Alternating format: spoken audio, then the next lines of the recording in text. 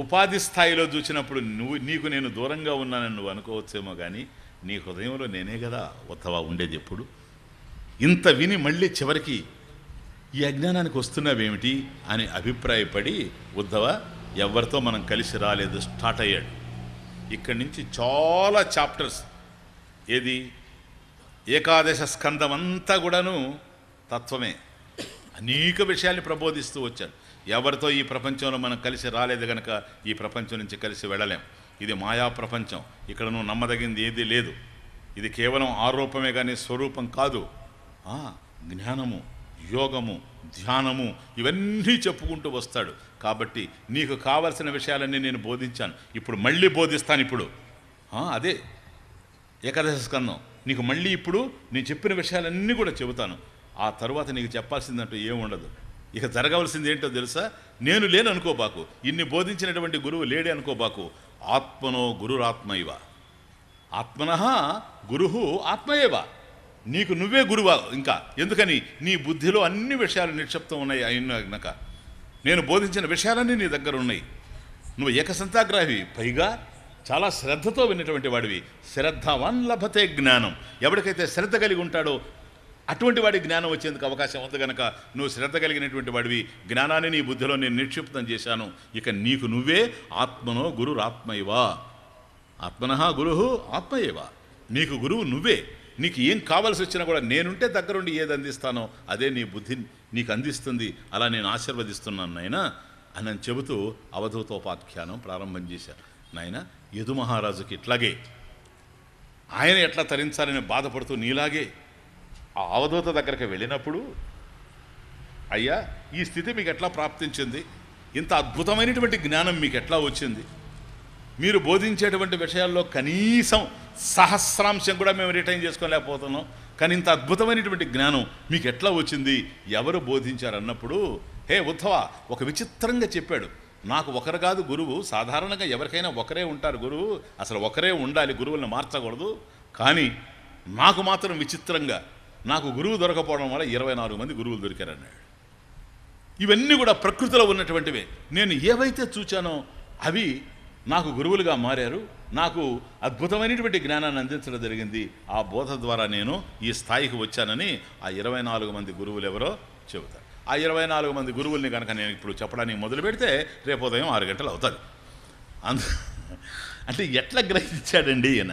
ఇప్పుడు చెప్తాడు. ఉదాహరణకి కపోతం, జస్ట్ 1 or 2 ఇస్తాను. ఒక కపోతం ఉంది, పావురం. ఆ కపోతాన్ని గురించి చెప్తాడు. నాకు పావురం గురువు అని చెప్పాడు యదు మహారాజుకి అవధూత. హే ఉద్ధవ, ఏంటి పావురం ఎట్లా గురువు అయిందయ్యా అని అంటే, నాతి స్నేహ ప్రసంగోవా కర్తవ్య క్వాపి కేనచిత్ కుర్వన్ విందేత సంతాపం కపోత ఇవ ధీనధీ. ఇది అంటే ఏంటండి? నా అతి స్నేహ. ఇదంతా భగవద్గీతలో స్వామి చెప్పింది. యస్ సర్వత్రా నభిస్నేహ తత్తత్ప్రాప్య శుభాశుభం నాభినందతి నద్వేష్టి తస్య ప్రజ్ఞా ప్రతిష్ఠిత. అది అభిస్నేహం. స్నేహము, అభిస్నేహం. స్వామి అక్కడ చెప్పింది అనభిస్నేహం. అభిస్నేహం వద్దు అంటాడు. అంటే ఎవరితోనైనా నువ్వు స్నేహం చేయొచ్చు. ఇదే ముఖ్యంగా మనం గుర్తుపెట్టుకోవాల్సిందండి. స్నేహం చేయొచ్చు, కానీ నువ్వే నేను, నేనే నువ్వు, నువ్వు లేకపోతే నేను లేను, నేను లేకపోతే నువ్వు లేవు, నువ్వు లేనప్పుడు నేను రైలు చూసుకుంటా, దాని కింద తల పెడతా. ఇదంతా నాన్ సెన్స్. ఎందుకని? ఎవరితో కలిసి రాలేదు. అది అక్కడ స్టార్ట్ చేశాడు. ఎవరితో కలిసి రాలేదు, ఎవరితో కలిసి జీవితంలో మనం ఏమి సాధించాలనేది ముఖ్యం, కానీ రెండవ వ్యక్తి ప్రధానమైనటువంటిది కాదు. ఎవరి జీవితాలు వాళ్ళవే. ఇది అతి స్నేహం. ఈ కపోతాన్ని చూసి నేర్చుకున్నాను నేను. ఏమిటి కపోతాన్ని చూసి నేర్చుకోవడం? ఒక ఆడ కపోతం, మగ కపోతం కలిసి జీవిస్తూ ఉంటే వాటికి బిడ్డలు కూడా ఉన్నారు. ఆ బిడ్డలు ఆ చెట్టు మీద ఉండేటువంటి ఒక పెద్ద గూడు పెట్టి ఉంటే అవి ఆ గూటిలో ఇవి ఉన్నాయి. ఈ కపోతాలు వాటిని చూస్తూ ఉన్నాయి. చిన్న బిడ్డలు ఉదయాన్నే బయలుదేరి ఇవి వెళ్ళి వాటికి ఆహారం తీసుకొని వస్తాయి. ఈ రెండు కలిసిపోవు. దాని ఆఫీస్ వేరే, దీని ఆఫీస్ వేరే. ఇది మగది ఇట్టబోద్ది, ఆడది పోద్ది. పోయి అక్కడెక్కడెక్కడో ఏమేమి దొరుకుతాయి అవన్నీ తెచ్చుకొని, వాటికి కూడా ఆలోచన. ఇటు పోతే సార పండ్లు దొరుకుతాయేమో, అటు పోతే మరేమన్నా పండ్లు దొరుకుతాయేమో, అందుకని బిడ్డలకి అవి ఇవి తెచ్చి పెట్టచ్చని అటు ఇటు పోతాయి. ఒకరోజు ఏం జరిగిందంటే అవి అట్లా వెళ్ళాయి. పాపం ఇవి గూట్ల నుంచి బయటకు వచ్చి పిల్లలు ఆడుకుంటూ ఉన్నాయి అట్లా. ఆ సమయానికి ఒక బోయవాడు వచ్చాడు. హే ఉద్దవా, ఆ బోయవాడు వచ్చి వల పన్నాడు. వాడు ఎప్పుడైతే నూకలు చల్లి వల పన్నాడో వెంటనే ఆడుకుంటున్నటువంటి ఆ పిల్లలు నూకలను చూచి కిందకి దిగాయి. అట్లా మెల్లగా మెల్లగా దిగి వచ్చి దాంట్లో చిక్కిపోయినాయి, వలలో చిక్కిపోయినాయి. ఆ తరువాత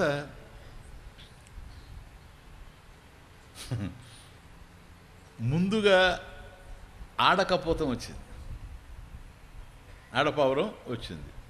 ఇవి చిక్కిపోయిండే, బిడ్డలు చిక్కిపోయిండే. రాగానే గూటిలోకి వెళ్ళింది. గూటిలోకి వెళితే గూటిలో బిడ్డలు లేవు. ఎట్టపోయినాయి ఈ పక్షి పిల్లలు అని అనుకుంటే ఇటు చూచేటప్పటికి అవన్నీ కూడా వలలో పడిపోయిండే. అయ్యో నా బిడ్డలు వలలో పడిపోయినాయి అని అనుకొని ఇది కూడా వెళ్ళి తెలిసి నా బిడ్డలు వలలో పడిపోయినాయి అని తెలిసి ఇది పోయింది దిగడం అంటే ఇది కూడా చిక్కిపోవడమే కదా. చిక్కిపోయింది. ఇది కూడా దాంట్లోనే ఉంది. ఇప్పుడు పిల్లలు ఈ కపోతం అక్కడే ఉంది, ఆడక తల్లి. ఆ తరువాత కొంతసేపటికి అర్ధగంటకి తండ్రి కపోతం రావడం జరిగింది, మగ కపోతం. అది చూసింది.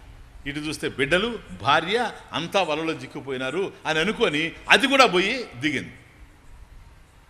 వీడు అనుకుంటున్నాడు, అరే ఈరోజు చాలా బాగుందే, మంచి అవకాశమే, మనం ఇంత ఎక్స్పెక్ట్ చేయలేదు, వాటంతటా ఎగుతున్నాయి అని వాడు చేదుకొని బుట్టలో వేసుకొని తీసుకెళ్ళి వాటిని చంపి తినేసాడు. ఇది నేను చూశాను కళ్ళారా. అప్పుడు అనుకున్నాను, అసలు వాస్తవంగా ఇప్పుడు ఆ కపోతలు పడడానికి అవకాశం లేదు. ఇవెందుకు పడ్డాయి అది వేరే విషయం. అవి పిల్లలు తెలియలేదు, ఆహారం కోసం పడ్డాయి. కానీ అవెందుకు పడ్డాయి అంత పెద్దవి తెలిసి కూడాను? అతి స్నేహం ఉండకూడనంత అతి స్నేహం, అతి స్నేహం. అప్పుడు అనుకున్నాను, ఈ ప్రపంచంలో స్నేహం ఉండొచ్చు కానీ అతి స్నేహం మంచిది కాదు. అతి స్నేహం మంచిది కాదు గనక అనభిష్వంగ అలా ఉండాలి అని దాన్ని చూసి నేను నేర్చుకున్నాను. అట్లాగే ఒకసారి పోతూ ఉంటే ఇంకొక పక్షిని చూసి కూడా నేర్చుకున్నాను. దాన్ని కురర పక్షి అంటారు. దాన్ని చూసి ఏమి నేర్చుకున్నాను అంటే సామిషం కురరం జగ్ను, సామిషం కురరం జగ్ను బలినోన్యే నిరామిషా తదామిషం పరిత్యజ్య ససుఖం సమవిందత. అది ఎక్కడో దానికి అంత మాంసపు ముక్క దొరికింది ఈ కుర్ర పక్షి. ఇది వెళ్ళి ఆ మాంసపు ముక్కను పట్టుకొని దాన్ని నోటికి కరిపించుకొని ఇది పోతూ ఉంది. ఎప్పుడైతే అది అలా ఎగిరిపోతూ ఉందో మాంసపు ముక్కను నోటికి చిక్కించుకొని నోటికి గరుచుకొని పోతూ ఉంది కనుక వేరే కుర్ర పక్షులన్నీ కూడా చూచాయి ఎక్కడెక్కడి నుంచో, అరే రే దీని దగ్గర మాంసం ఉంది, మనం కూడా వెళ్ళి దాన్ని తినేద్దాము అని దాన్ని వెంటబడ్డాయి. వాటికి లేకుండా ఇది సంపాదించుకున్నది కనుక నేనే ఆరగించాలి అనే ఉద్దేశంతో ప్రయత్నం చేస్తూ ఇది పరిగెత్తుతూ ఉంది. అవి వెనక తరుముతూ ఉన్నాయి, ఇది పరిగెత్తుతూ ఉంది, అవి తరుముతూ ఉన్నాయి. ఒక దశలో అలిసిపోయింది. అప్పుడు అనుకున్నది ఇంక మన లాభం లేదు, ఇవి మన వెంటే పడి ఉన్నాయి, మనకన్నా పెద్దవి, ఇంకా మనకన్నా బాగా ఎగరగలవు, వీటిని మనం ఏమీ చేసుకోలేము అని అభిప్రాయపడి ఆ నోటికి కరుచుకొని ఉండింది ఆ మాంసపు ముక్కను వదిలేసింది కుర్ర పక్షి.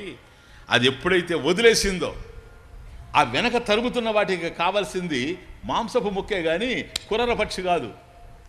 అందుకని ఇది వదిలేయగానే అవన్నీ అటు పోయినాయి. ఇది వచ్చి ఒక చెట్టు దగ్గర కూర్చొని చెట్టు మీద అబ్బా అని చాలా ఆనందంగా కనిపించింది. అంతవరకు చాలా ఎజిటేట్ అవుతూ కనిపించింది, ఇప్పుడు ప్రశాంతంగా కనిపించింది.